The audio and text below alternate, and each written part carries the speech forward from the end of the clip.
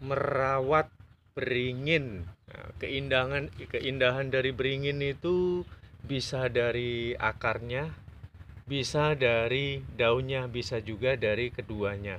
Nah, sekarang bagaimana caranya kita merawat pohon beringin biar nanti itu nggak terlihat remeh?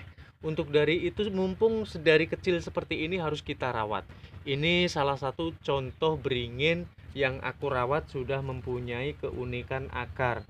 Jadi nanti kita tinggal mengendalikan seiring waktu berjalan supaya nanti dapat memiliki keindahan yang unik dari akar hingga daunnya.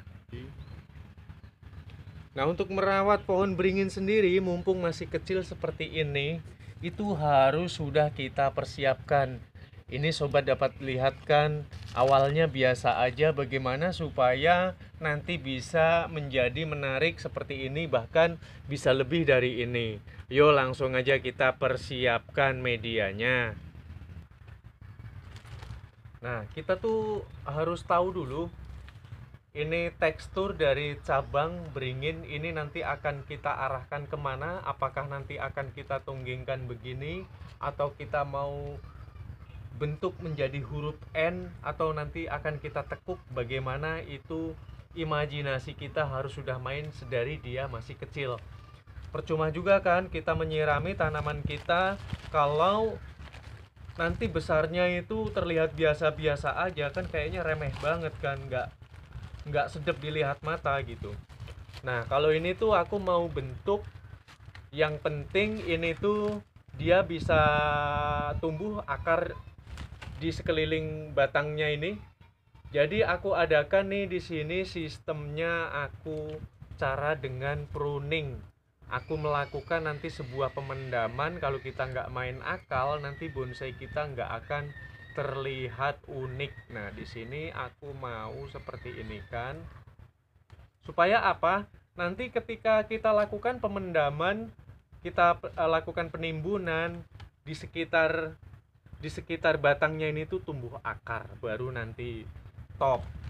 Langsung aja kita masukkan ke media, kita miringkan terlebih dahulu. Dan ini yang sudah aku siapkan, ada kompos yang sudah jadi.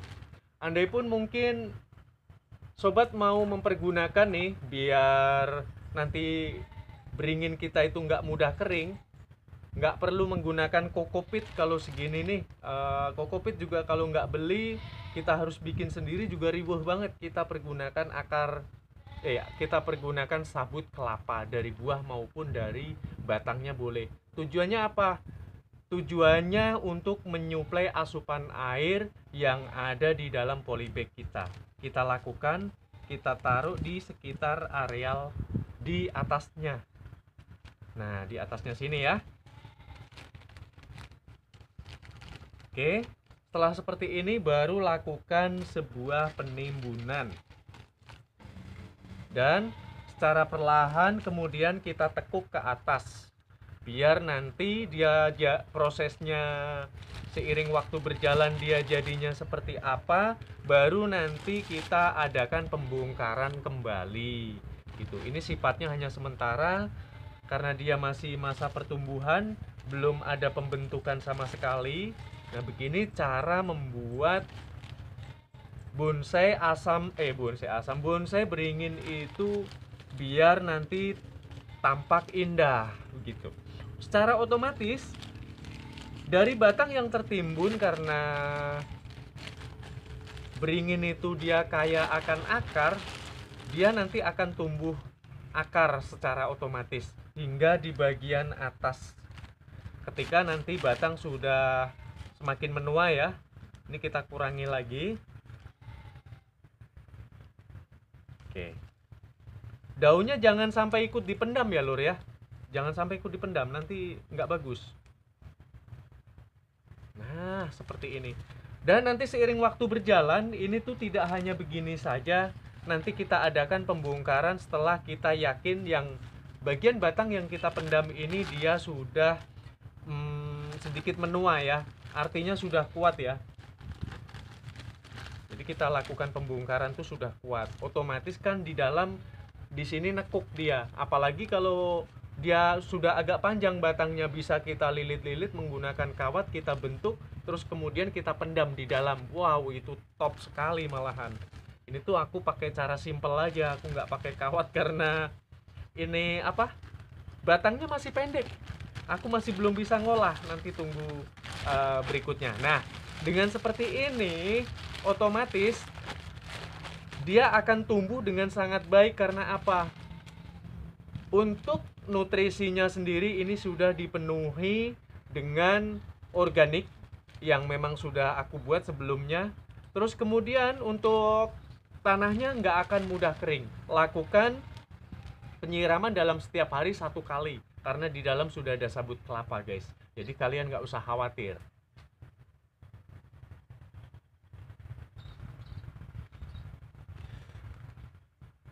Nah, aku tuh sekalian mau ngejelasin. Kemarin tuh banyak banget orang nanam dalam polybag dikasih kokopit ya. Sedangkan kokopit itu kan prosesnya kan lama dia. Karena dia ada proses pelembutan seperti ini. Tujuannya kokopit sendiri adalah yang paling dominan dia menjaga kelembapan. Itu yang paling dominan yang aku bahas ya. Jadi untuk media sekecil polybag seperti ini kita nggak perlu kita membutuhkan apa, kokopit. Kokopit itu dihancurkan karena supaya dia merata, asupan air dapat rata. Kalau untuk di media yang luas nggak apa-apa. Kalau di media yang segini aku rasa cukup kita menggunakan apa, kompos ya, agar tanahnya tetap selalu gembur. Dan dari kompos sendiri itu masih kurang mampu dia untuk menyuplai asupan air atau menahan air, maka kita masukkan sabut kelapa seperti ini. Dia dapat menyerap air lebih banyak dibanding dengan media apapun. Dan secara logisnya, jikalau masih menggumpal seperti ini, dia tidak akan mudah mengalami sebuah pembusukan. Kalau dia nanti sudah cepat busuk yang ada di sini, kemudian sudah bersatu dengan tanah, maka lama kelamaan dia tidak akan mampu juga menahan air. Karena apa? Sudah mengalami pembusukan.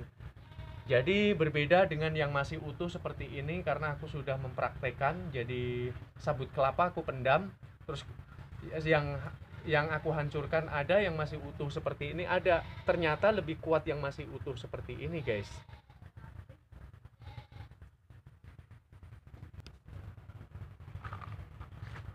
Disuruh.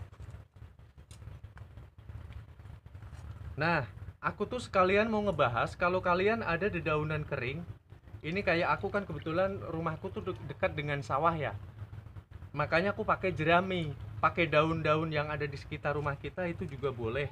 Ini tuh dikasih dengan air cucian beras atau kita fermentasi menggunakan nasi yang sudah basi. Jadi kita dapat rendam di sini, dia akan menciptakan ini unsur hara, sehingga nanti dia mampu menjadi pupuk organik. Setelah dia dapat kita aplikasikan, kita fermentasi bersama dedaunan kering ataupun jerami, apalagi kita campurkan dengan pengganti kokopit ini ya, dia akan sangat bagus sekali di dalam menjaga sebuah kelembapan. Di samping itu, nutrisi tanaman tersebut dia akan tercipta seiring waktu berjalan. Dia akan mengalami sebuah pembusukan ya di komposnya ini. Dia akan menjadi pupuk organik yang sangat handal sekali gitu. Diimbangi lagi dengan beras atau air cucian beras maupun nasi, mengandung di atas 20% organik. Nah, itu sangat bagus untuk seluruh tanaman kita. Oke, aku rasa sampai di sini. Jikalau ada kurang-kurangnya, karena aku bukan pakarnya tanaman, aku juga bukan sok tahu juga, ini berdasarkan hasil praktek. Adapun kalau masih banyak terdapat kesalahan, itu datangnya dari aku, dan aku mengakui adanya atas banyaknya kekuranganku gitu ya. Jangan sampai nanti dari argumenku menjadi pro dan kontra. Oke, terima kasih buat sobat semua. Bye bye.